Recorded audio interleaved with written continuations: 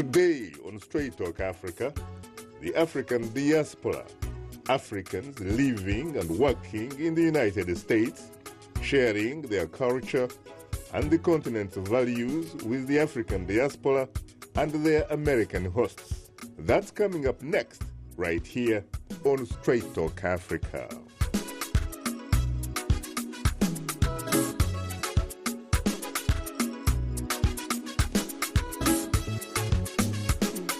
Hello, welcome to Straight Talk Africa. It's Wednesday, March 5th.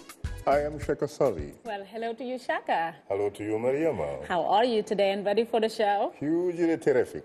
An all-women show like And last week? of course, as I said earlier, a subject of the Queen of Sheba. Absolutely. Well, hello to all our viewers and listeners on the continent and elsewhere. I'm Mariama Jallo, your social media reporter. Today, we'll talk about sharing African culture and building businesses in the United States and the African diaspora. And coming up later in our STA inbox, our audience has also participated on our topic through emails and Facebook comments. We'll reveal some of them ahead on Straight Talk Africa. But first, Nigisti Gebreyesus is the queen at the center of what some consider literal Ethiopia in the northwest section of Washington, D.C., where the Queen of Sheba restaurant is located. It's owned and operated by the Queen and her husband, Mbiza Mastagana. My colleague Paul Cisco was recently invited there for coffee. Nigisti Gebreyesus is the queen.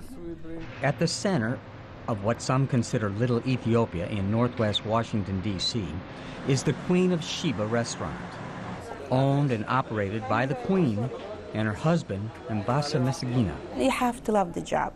You have to like everything about it, the long hours, the demand. It could be slow, it could be busy. You have to prepare yourself. I was recently invited for coffee. Coffee is very important for us. It's our tradition to welcome guests by doing this kind of ceremony. The Queen was born in Ethiopia, raised in Sudan, spent time in Canada, and now calls Washington, D.C. home. I hope one day we are able to come to Ethiopia and expand our business. The successful restaurant is something of a family affair. She runs it with her husband, a cousin, and a niece, a Spanish cook. And daughter, Marta, on vacations from college, helps in the almost always busy kitchen. No, it's too much.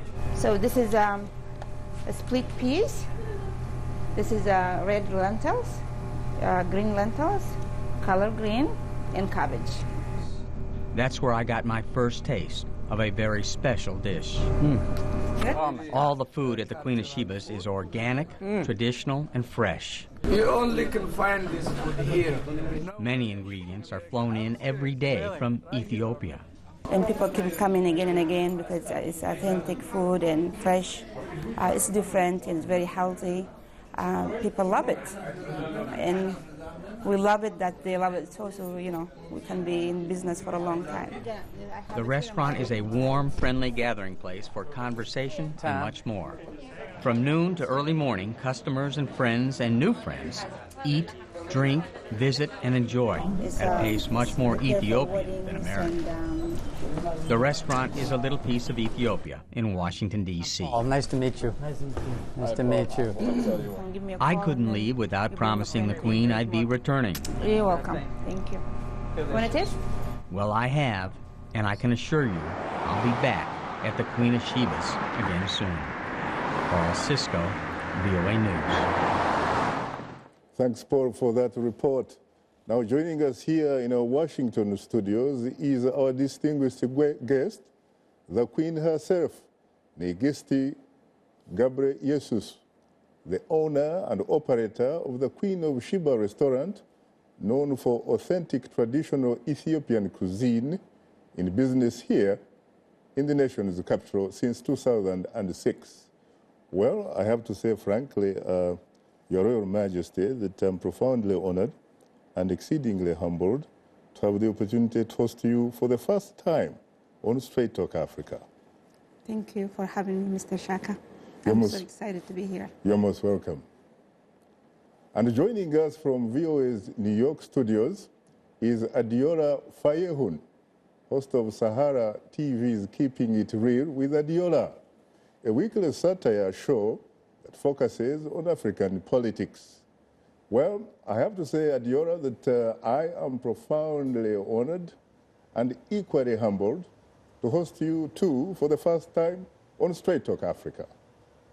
Thank you, Shaka. It's such a privilege to be on your show. You're most welcome. Later in the program, we'll give you, the audience, a chance to call and talk with our guests. The number to call is 202-619-3111. US country code is 1. Before we start the discussion, let's take a look at our New York guest, Adeola Fayehun, Keeping It Real.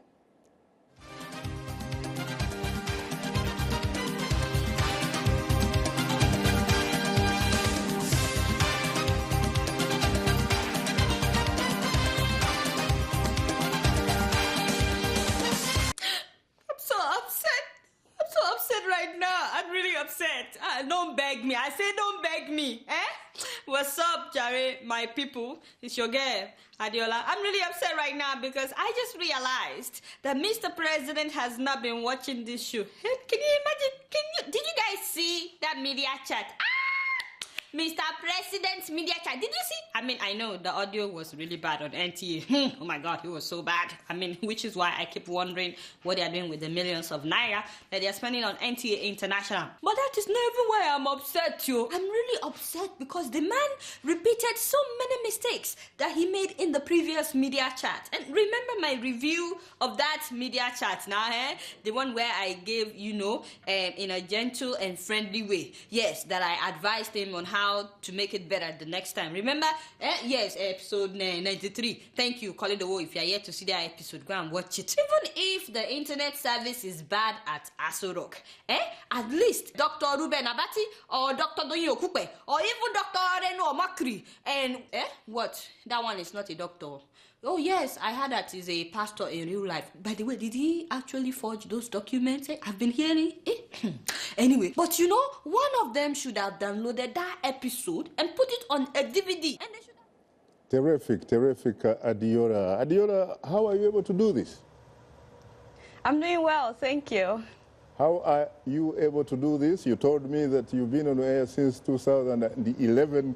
What is the secret behind your staying power? Your success? Actually, Keeping It Real started in 2012. But I guess the feedback that I get from the viewers is what keeps me going. A lot of people would tell me they stopped reading news about what's going on back home, but then when they discovered my show, they found it entertaining and informative at the same time. So that's how they're able to keep up with what's going on back at home. So that keeps me going. I want people to be informed with what's going on in Africa. Walk us through very, very briefly how you go through the process before you put the show on air. So from the beginning of the week, I start to look for stories. I start to do the research. I'm constantly writing down any story ideas that I come across. I look for stories that you may not find on CNN or on BBC. I look for stories that may be ignored by the mainstream media. And I'm constantly jotting them down. And then for about 2-3 days, I'm doing a lot of research, trying to find all the facts that goes with the story that I will talk about. I have friends now from different African countries. I contact them every now and then that this is the story that I'm hearing from your country. That's after doing my own personal research, and then I get to hear from the people from those countries because I don't just do Nigerian stories, as you're aware. So I listen to their info as well, and then I put everything together to write my script. And then by the middle of the week, I shoot and would start editing until the weekend when the show will actually air. Who is your typical audience? Africans in the diaspora as well as Africans at home. A lot of Africans in the diaspora are watching the show. I get emails from people living in so many countries abroad And also Africans at home are getting to know about the show now. Unfortunately, though, some people are not able to watch it as much as they would want to because of the internet facilities, but mostly it's Africans abroad that are watching. What inspired you, or who inspired you to do that particular show? Actually, it wasn't meant to be a show. I was told to do the news. There was a Ghanaian lady that was doing the news at SaharaTV, but she had to go back to Ghana. So my boss wanted me to do the news because I was doing background stuff at the beginning, camera works and stuff like that. So I said I would do the news on one condition, that is if I can do it my own way, because I feel like news can be boring. So if it's boring to me, the presenter, I don't see why anybody would want to tune in. So I said if I can make it interesting, if I can enjoy it, maybe other people would enjoy it as well. So I tried to make it funny and to make it fun. And I enjoy shooting, keeping it real. And I'm surprised that people actually enjoy it as much as they do. Sometimes when I get the email, sometimes when I see the number of views, I'm surprised because I never thought I would have more than 100 views. I see. Let me come to the Queen herself right here next to me. First of all, how did you come to choose the name of your restaurant, Queen of Sheba? Well, it's funny because my mom gave me the name Nigisti Azieb. I just cut the Azieb part, which is has been told that Queen of Sheba, her second name. So my mom called me, she named me Queen of Sheba from the beginning. So Nigisti, in fact, I gather that Nigisti is queen. It actually means queen. Yeah, Azieb is Queen of Sheba, yeah. She has a few names, the queen herself, so I was lucky. And what about Gebreyesus? That's my last name, and my father's name is Burhani. And is it in some way, shape, or form associated with Jesus? Yeah, Gebre is always, because we are Christian, Orthodox, usually we take the Jesus, Gebre Mariam, Gebreyesus, so yeah, it is associated with that. Who is the typical client for your restaurant? Oh, it's everybody. We have most of the Africans, we have Westerns, Orientals, Indians. Everybody comes there. Everybody comes there? Yeah, Americans, yeah. What is the secret behind your success? Because I've been there a couple of times and I always find it full to the brim, really. Well, I guess we're lucky and we work day and night without taking any breaks, or sometimes like a few years without taking vacations. And we work hard. We enjoy our job. That's our biggest secret, I guess, enjoying what you do. And I love to cook. I love to socialize. And so my husband, it's the same thing. What do people specifically like about your restaurant? Because a lot of people come to your restaurant. And yet there are so many other similar restaurants across the city here. Yeah, it is. We have a lot of Ethiopian and Eritrean restaurants around. Well, I guess the environment, we're very friendly people, and we have good food. And it's like everything about it. You meet everybody there. It seems like you are in the United Nations somewhere. So almost everybody can come there and feel very comfortable because you will find people who look like you and talk your language and stuff like that. So a United Nations of sort, you said? What about the African Union? Of course, it is the African Union plus the United Nations together. Very interesting. Very interesting. Well, before we pause for a short break, we would like to remind you that Straight Talk Africa is on the social networking website Facebook. Just enter the keyword Straight Talk Africa, become a fan, and connect with other friends of the Voice of America. We'll be right back with you, so please don't go away.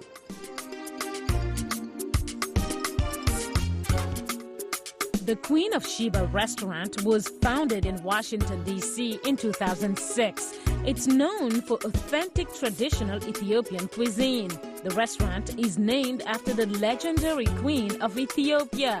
Its goal is to be a place where the community can enjoy a good meal, relax, and enjoy the native Ethiopian culture. Among the traditional cuisines served are the garden tips, which is beef short ribs sautéed with onions, tomatoes, garlic, and jalapeno peppers. The Queen's Misto is a lamb combination platter featuring Alicia Fitfit curried lamb stew mixed with spices and injera bread. The Atkilt is a vegetable stew made with carrots, potatoes, cabbage, red peppers, and onions. Today's youth are not just the next generation of African leaders, they are today's leaders. And this is the time to invest in them, today, not tomorrow. So let's connect, let's engage with each other on issues that will transform our societies. Innovation, leadership, entrepreneurship, things that you're doing to move the continent forward, to make you the greatest generation that Africa has known. It's Up Front every Wednesday, 17:30 UTC, right here on The Voice of America. This is Straight Talk Africa on The Voice of America. What is your opinion about today's topic? Call us at 202-619-3111. U.S. country code 1. When you call, remember the following. Ask only one question. Keep your comment brief and turn down the volume on your radio or television. Now let's return to Straight Talk Africa. Thank you very much, Esther Gizui. Let me come back to you, Nigisti, or Queen, in fact, to put it even better, because after all, that's in fact what it means. Yeah. I gather that you also do other businesses. You have other businesses. Yeah, I do. Can you talk very briefly about them? Yeah. Well, my friend and I, we have a cleaning business. We do like big buildings. We clean, deep cleaning. Yeah, so that's what we do. Most people like you and me, when they come to America, they think about professional employment. They don't think in terms of putting small businesses in place and what have you. What inspired you to get into business, to open up a restaurant? Yeah. Well, it was always my dream to open my own business. I didn't think I was going to open a big restaurant. I always had a dream to open like a little coffee store or something like that. But what inspires me is like, I want to have my own business. I finished college. Once I finished college, I always wanted to open my business. Mm-hmm. And after a while, I was able to open the restaurant, and I'm very excited about it. When did that thought cross your mind? Was it when you were in Ethiopia, or when you were growing up in Sudan? Because you told me you grew up in Sudan. Yeah. Or when you relocated to Canada, because you also lived in Canada before coming here. Yeah. Well, it was always in my mind since I was a child. My family, they run their own business. Like, in a village, they have their own little restaurant or cafe or something like that. So I grew up with my aunt when I was in Sudan. So she was a businesswoman in a little village. Mm-hmm. So I kind of took after her, and I didn't want to work for somebody else. I guess that's how I grew up. And then when I came to Canada, I was married from Sudan to Canada. So I went to school there. I was young, and I always wanted my own. I didn't know what, but I know at least I'm going to have a cafe store or something. Mm-hmm. So when I left Canada, I came here. Remarried again and have 2 daughters. My husband was able to open the restaurant for me. Mm-hmm. So very interesting. Yeah. Adeola, talk to us about, for example, how difficult sometimes it can be to do what you are doing and from where you are doing it in the Big Apple, in New York City, of all places. I guess it can be difficult when you think about the fact that although I make people laugh, but sometimes some of the things that I'm talking about are serious issues. And not everybody is ready for the change that I'm advocating, especially politicians. Not all of them would embrace some of the things that I'm talking about. There's a saying in Yoruba language, which is my language, that the truth can be bitter. Not everybody is ready to embrace the truth. So it can be difficult when I get feedbacks, emails from people that are basically threatening me for what I'm doing. I've had somebody threatening to go after my father. I've had people saying all kinds of things like get a good job or stop what you're doing. So I guess if I'm thinking about those things, it can be difficult. But at the same time, I've gotten a lot of positive feedback from people who have expressed how happy they are with what I'm doing. There was a man in China, a Nigerian man, whose brother was put in prison because they said he stole a cell phone. So they put him and his wife in prison for 10 years. They sentenced them to 10 years in prison. And I was able to talk about that issue, and the Nigerian embassy in China wasn't willing to get involved at first. But when they saw that story on my show, they actually called the guy, and I think now they're involved in the case. It's still in court, but hopefully the guy would be able to get out. So those are the kinds of things that keeps me going. Very interesting. When I was doing my research, I came some information suggesting that initially Sahara Reporters and perhaps /TV was pretty much perceived, especially in Nigeria, as a sort of gossip outlet. But that lately it is perceived to be very credible. In fact, even the government itself looks at it as a credible type of platform. How did you move from being perceived as a gossip outlet to a credible platform? I would not be surprised at all if there are people out there who would say Sahara Reporters is a gossip outlet, because there are some people whose job it is to discredit any media organization that stands up against the government. You should know that Sahara Reporters started in 2006, and it's a platform by citizen journalists, actually, to stand up against corruption practices in the Nigerian government and also branch into other African countries now. So when a media outlet like that springs up and they're talking about so many corruption practices going on in Nigeria, you won't expect the Nigerian government to embrace an outlet like that. But time and time again, Sahara Reporters has proven itself to be legit, to be credible. And I guess that's why, according to your research, that's why now it's seen as a credible media source. Talk to us about the business side of your organization, because you definitely have to pay for the space that you use to operate from. Who sponsors you, for example, or how do you make your money? So I said earlier that Sahara Reporters started in 2006, but SaharaTV and the radio started in 2011. I mean, the TV started in 2011, and then the radio station started after.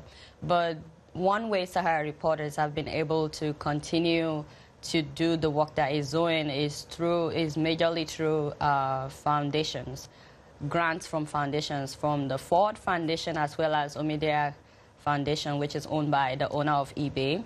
So these are the two organizations that give grants to Sahara Reporters, and also Sahara Reporters monetize its website. So we're able to sell ad space through Google advertisement and also direct adverts. But as you would find on Sahara Reporters, there is no adverts from any politician or government agencies or oil companies that are polluting the environment, or tobacco companies. It's just like business owners. Well, I'm told that your website has in fact gone global. Can you give us some kind of estimate, a sort of a ballpark figure of the audience that you reach so far, at least each month? Sahara Reporters gets about 3.7 million visits every month, according to Google Analytics. And right now we have more than 250,000 Twitter followers for Sahara Reporters, as well as more than 720,000 Facebook likes for Sahara Reporters.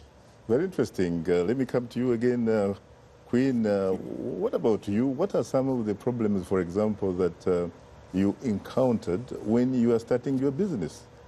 Well, Usually finance. I mean, to open a restaurant, you need a lot of money, and nobody wants to give you a loan because the life of restaurant is not really strong, and the bank, unless you stay in a business for 2 years, they don't want to give you any loan. So you have to come up with all the money you have. Your credit card has to be really good. Nobody wants to give you a loan, so in order to open a restaurant, you have to have all the money on hand. I thought that there was a facility from the government of the United States which helps minorities who are trying to start some businesses. Nothing when it comes to the restaurants. Really? No. What about I don't know. What about the other business that you do? Well, it depends where you are. If you are in a hub zone where there's like a disadvantaged area, you have to apply. After you are being in a business for a long time, it depends which area you are located. But reality, you have to come with your idea, with your finance, with everything about it. About how many people do you employ? In the restaurant, about maybe day and night, about 10, like daytime, about 3 or 4 people we have. Evening, about, it depends from the weekend or weekdays, so it differs. We have about maybe in total about 15 in the restaurant. In my other job, it depends how big the job is. We might have like 20 guys and or more than that or less. Tell us a bit about how it feels to be independent, to do your thing, not to have a boss, and in fact to create opportunities for other people. Well, it's hard to say not having a boss because your customer is your boss. Yes. I mean, how is your customer your boss? There are a lot of people, especially in Africa, as we talk now, who may not understand exactly what you're saying, talking about. Yeah, exactly. I mean, if your customer is happy, you'll be successful. If one customer is unhappy, he might tell like 10 people tells another 10, it becomes 100, and that's how you become, you know, it kind of ruin the business. So you have to please your customer.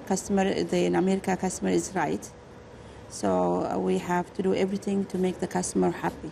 He can be sad or mad or anything. We have to be pleasant when anybody comes to your door. You have to serve them with care, with respect.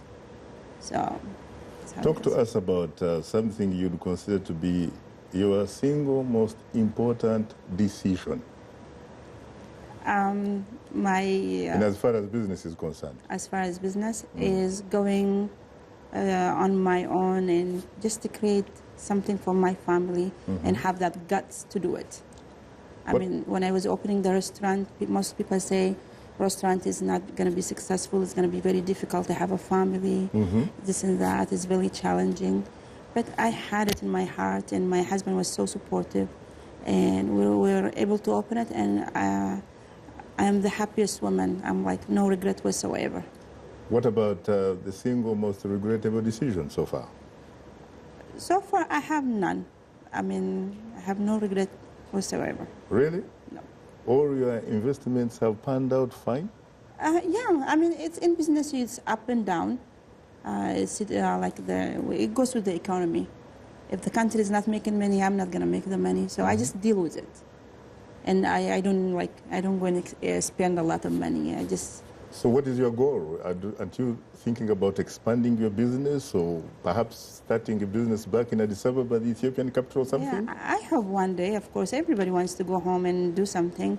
And I love the hospitality business, and I want to continue doing that. So if I'm not too old one day, I'll go open in Ethiopia or any other African country that is going to welcome us. Interesting. You are tuned into Straight Talk Africa. We'll have more of our discussion in a moment. But first, here is Mariama Jaro. Take it away, Mariama. Well, thanks, Shaka. Still to come, we'll reveal some of the fantastic feedback we've received from our audience through social media. But now, here is our letter of the week from a fan who responded to our question of the week. Akampurira Baker from Uganda writes, two key cultural factors are language and marketing. Translating your core marketing and operational materials may seem simple at the outset, but the message must be targeted to the specific language and culture.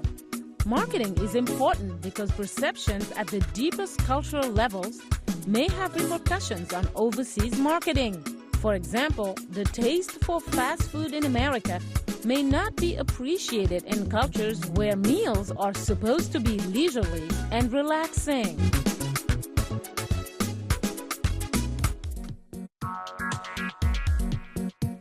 Like Voice of America on Facebook. Follow VOA on Twitter.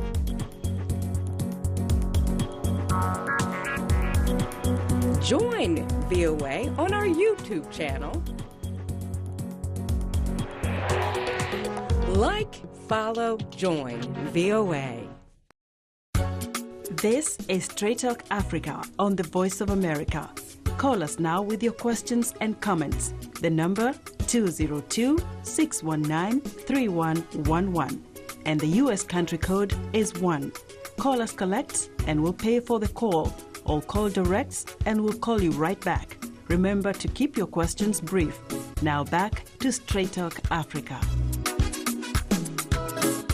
Thank you very much, Esther Gizui. And of course, you are welcome back to Straight Talk Africa, live from Washington.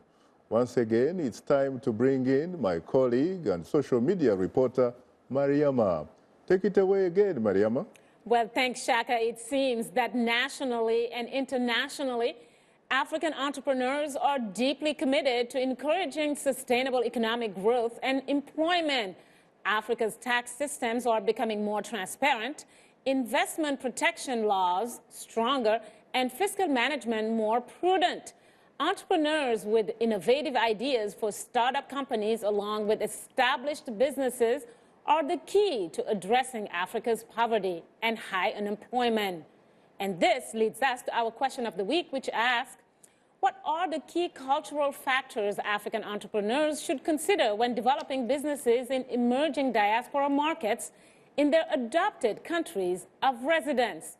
Well, let's go to your responses immediately and begin with a comment from Davson Gibson Aloiche from Dar es Salaam in Tanzania, who writes, African entrepreneurs need to have suitable and strong policies that focus on the principles of business such as capital, marketing, and raw materials.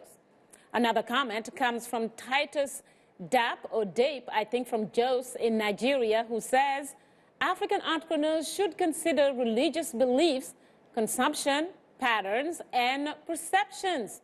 Well, interesting, Shaka. How do you balance your own values against market realities? Indeed. What about you, Adeola? How do you respond to that? Well, you can bring it into whatever you're doing. A lot of what I'm doing, I do incorporate my African values into it. So sometimes I talk about how Nigerians would react to certain news, because sometimes I talk about what's going on here in the U.S. For example, a woman who married a house because they were trying to demolish the house and she doesn't want them to demolish the building. So I talked about how Africans will react to a story like that and how it's not a big deal here in the U.S. So I believe you can incorporate your culture and your beliefs into whatever you are doing. Wait a minute, Adeola. Did I hear you correct saying that a woman married a house? Yes, she married a house that was about to be demolished, and there was an Australian man that married a tree just to protest that they should stop cutting down trees and save Mother Nature. So. Very interesting, very interesting. Mariam, please share more of the feedback with our audience. Well, let's move on to another posting from Azu Gilbert of Accra in Ghana, who writes, African entrepreneurs should always consider business policies made by their government. They may be good policies for the start, but that will change when there is a new government. It's very interesting. And finally, let's look at William Kokulu in Monrovia, Liberia, who says, Africa's cultural activities are plentiful. Style of dresses and food selections should be considered when entrepreneurs are developing businesses in diaspora markets. Well, showcasing African cultures in all its forms can be a good strategy, says William. And why not? This is who you are. You need to showcase it and let other people know what you have to bring, what you bring to the table, and what your culture is. Shaka? Well, Your Royal Majesty, what about you? How do you react to that? I am dressed this way so I can show my culture. Your culture is who you are. Exactly. And if you are comfortable with your culture, you are going to be proud, you're going to be successful.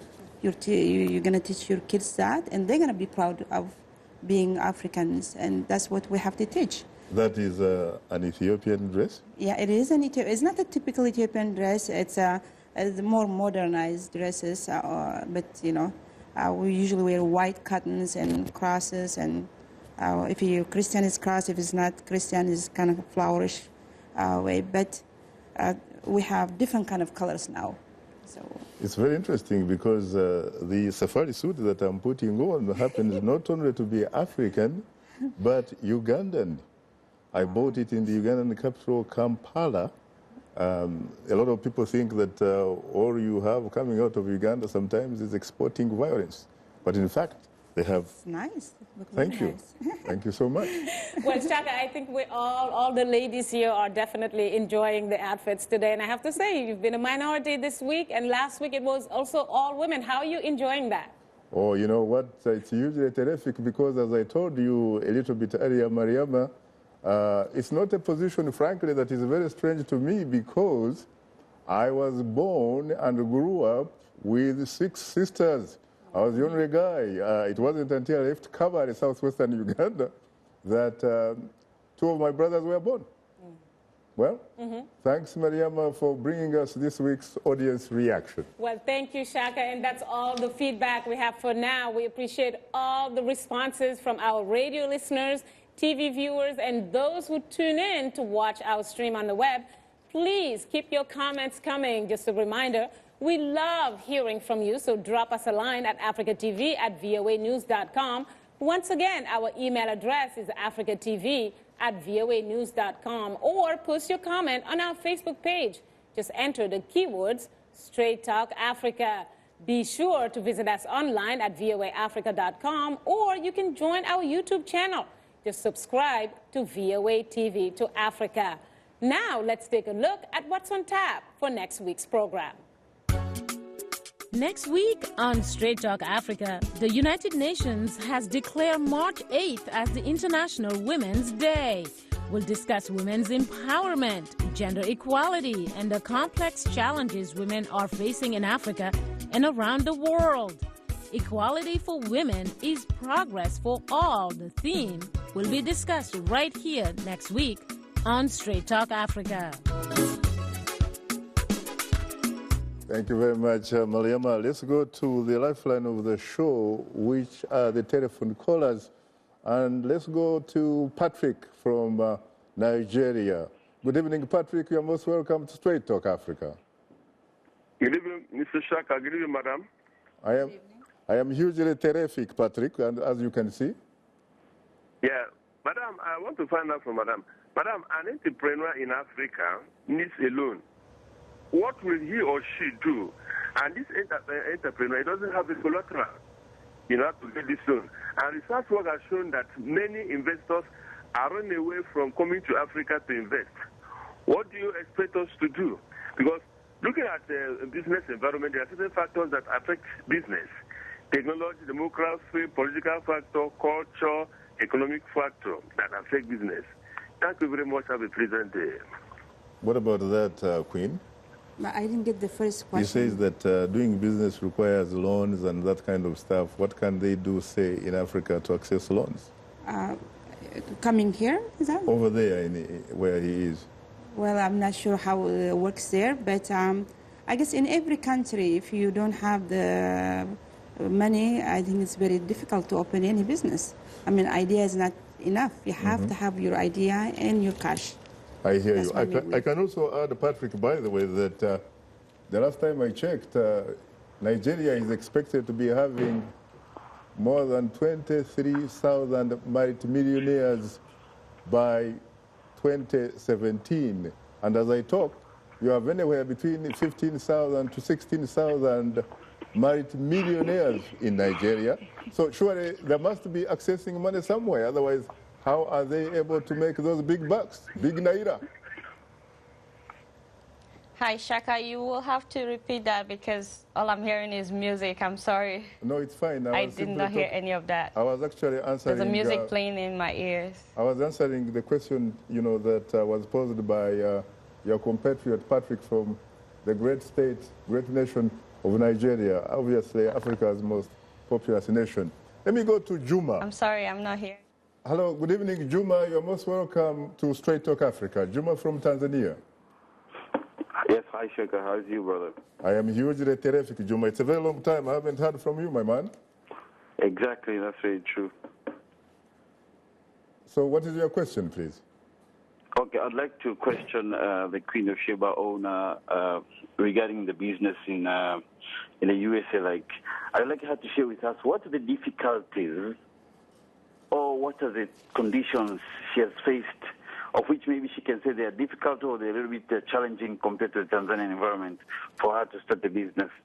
That is my first question, and I have also another suggestion to her also for the betterment of her business. Thank you so much. You had the question? Yeah. Yeah. Well, location is very important. If you don't have the right location, business is not going to be successful. And you have to know what type of business you're going to open and who is there to buy it or to use it in order to have clients. And then competition. Sometimes where we are, there's a lot of Ethiopian restaurants and Eritrean restaurants that we have the same items to compete.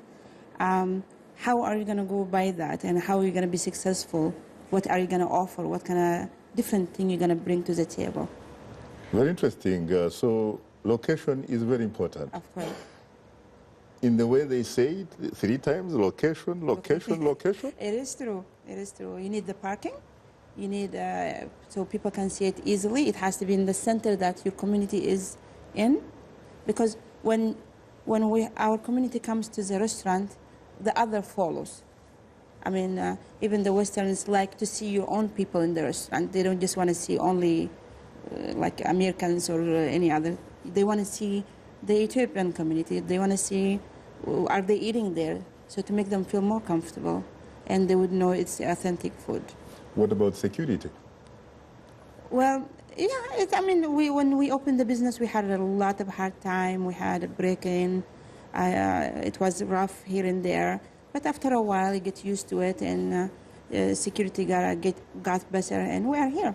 You're gonna face a lot of good and bad, and you gotta be strong and not giving up if you want to do that business. Tell us some of the logistics, for example, the ingredients that you use. I gather that some of them, in fact, come from what some call the hidden empire of Sheba, Ethiopia. The spices, yeah. We have a lot of our spices come direct from Ethiopia.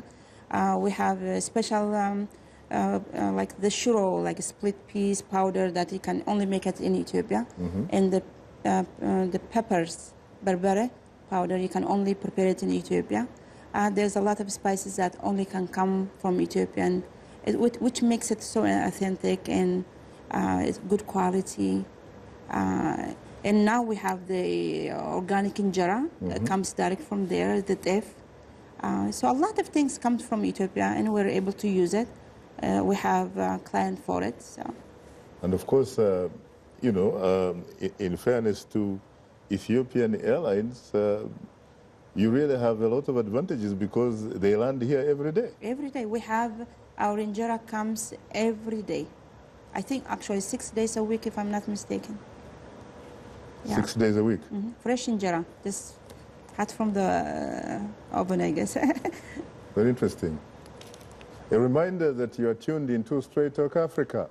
Today's topic, sharing African culture and building businesses in the United States and the African diaspora.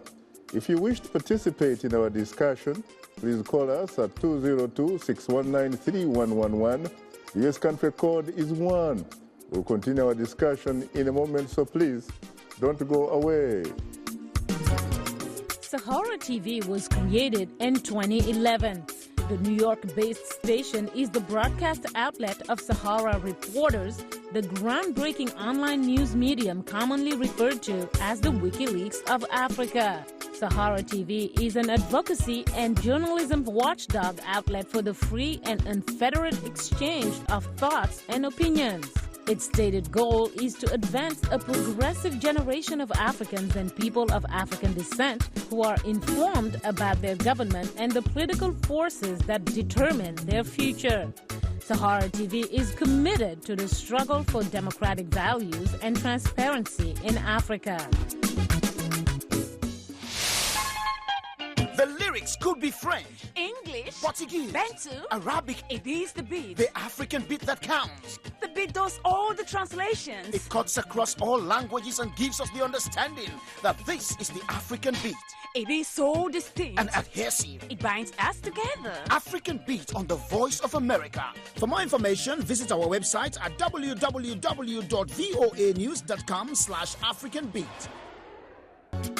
If you like today's show, please write and tell us what you think or give us some suggestions. Be sure to tell us what station you're tuned into. Our address, Straight Talk Africa, Voice of America, 330 Independence Avenue Southwest, Washington, D.C. 20237 USA. Or send us an email at africatv@voanews.com. Log on to our website at voaafrica.com. Or post your comments on Facebook. Keywords Straight Talk Africa. Thank you very much, Esther Gizui, and welcome back. If you have just joined us, today's topic, sharing African culture and building businesses in the United States and the African diaspora.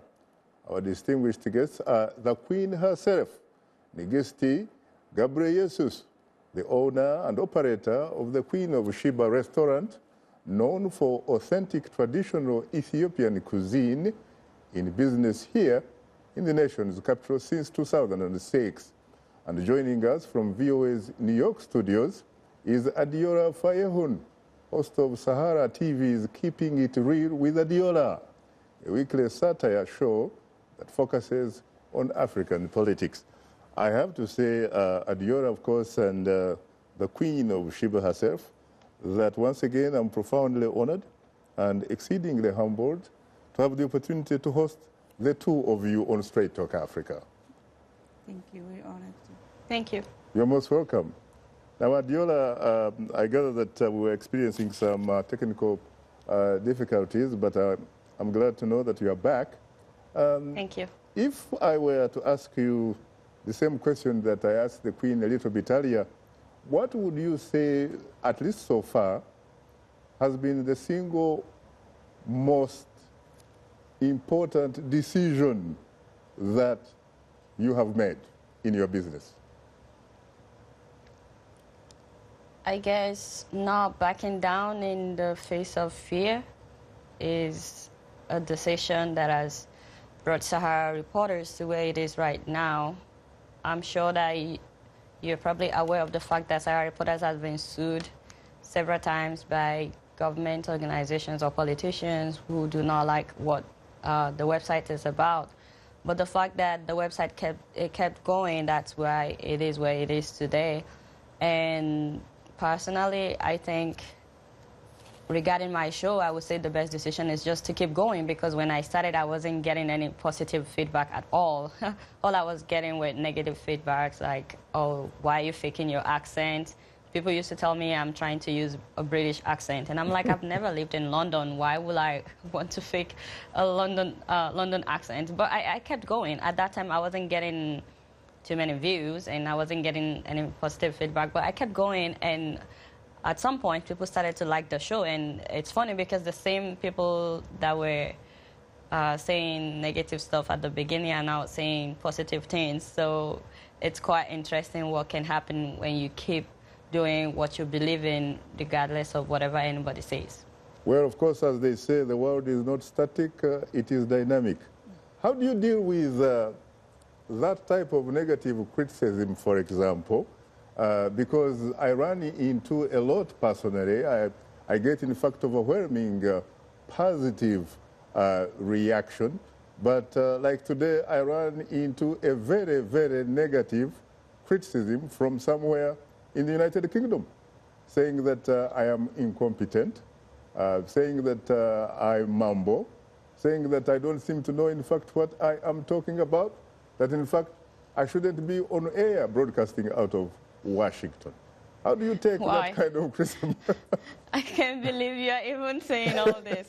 Well, I guess when you are when you're in public, when you're on air, you should expect all kinds of feedback. You should expect not everybody would like what you're doing, and not everybody would hate what you're doing as well. It's actually very good to get all this negative criticism, to get all these feedbacks that are negative, because it helps you to do better.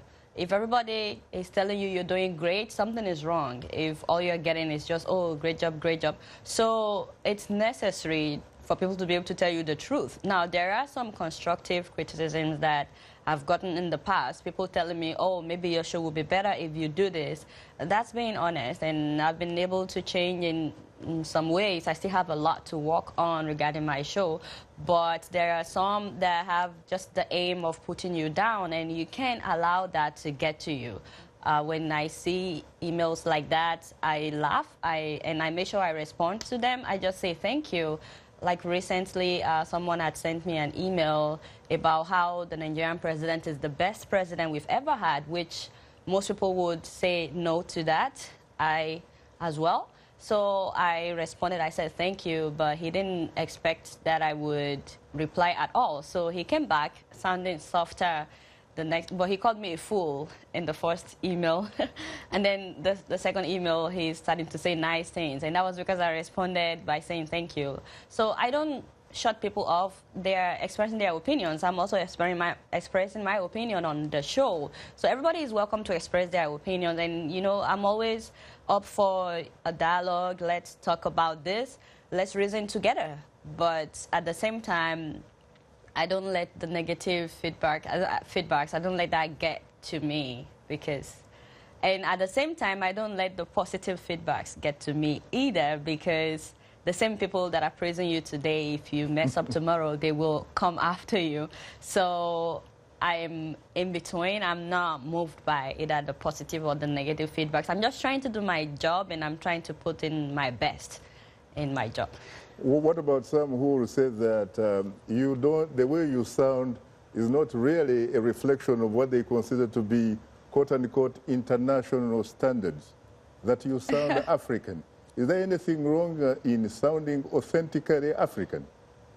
I am African, so I should sound African. There's nothing wrong with me sounding African.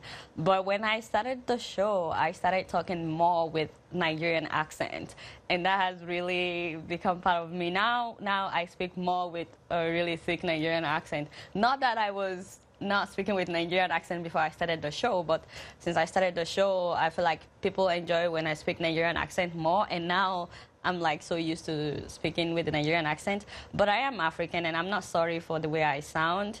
So long as you're able to understand what I'm saying, people who don't have African accents, I think they still have accents too. If you're an American, you have an accent, you have the American accent. That's not how we sound when we speak English where I'm from. So you have an accent, just like you think that I have an accent.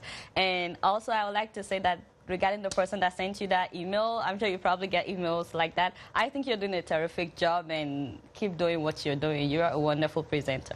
Profoundly honored for your compliments, Adeola. What about the single most regrettable decision so far? Most single regrettable decision? Yeah. I don't know what that would be. I am a kind of person that believes that every experience can be a lesson, so I don't think I have any regrets. Maybe there are things that I would do differently, I don't know, but every disappointment is a blessing. That's what I believe, because I'm a Christian. So I may have made mistakes in the past, but somehow I know that it can all work out for my good. So I don't think I have any regrets. Terrific, terrific. Let me come to you, the Queen. I always talk about, and very proud, frankly, of being a citizen that, of course, owes allegiance to the state, and therefore you know, you are free, you have a constitutional right. But I tell you, I did surrender the citizenship today and became a royal subject to the Queen. You're too kind, thank you. Tell us a little bit about the future. What is your goal?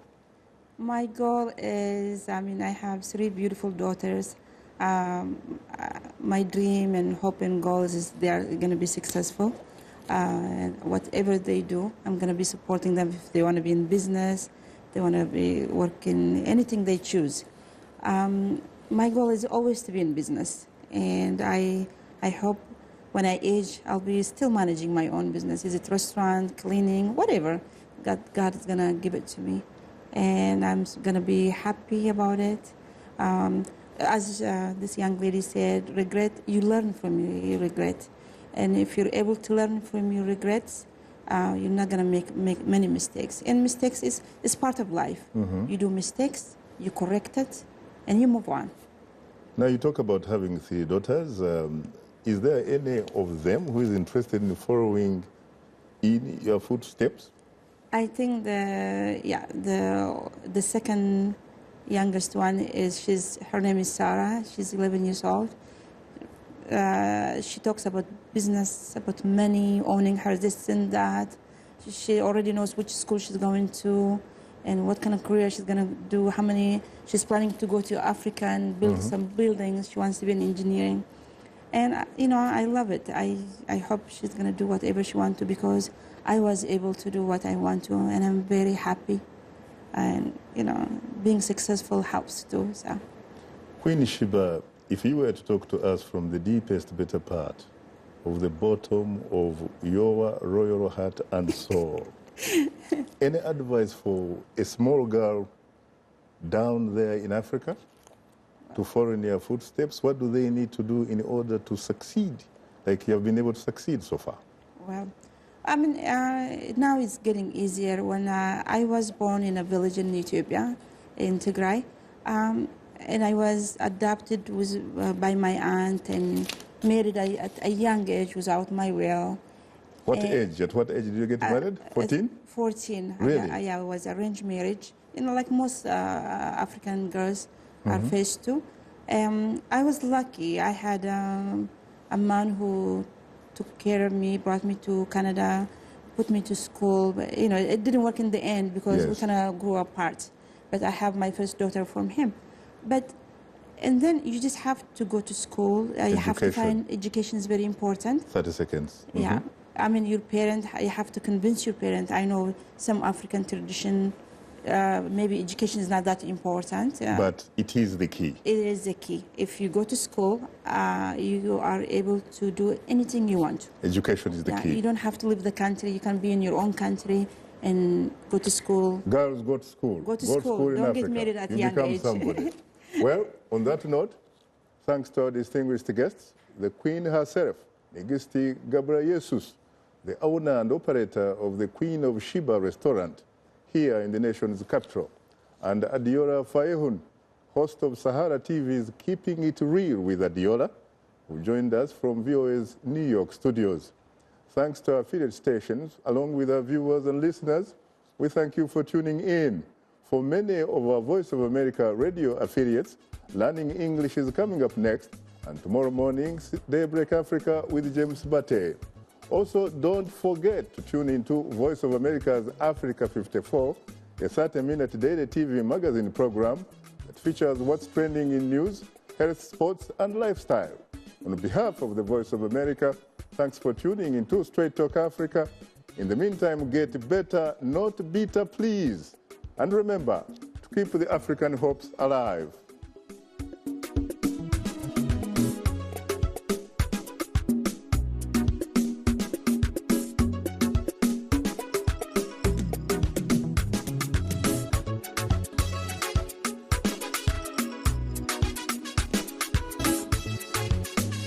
I'm Manila Neck.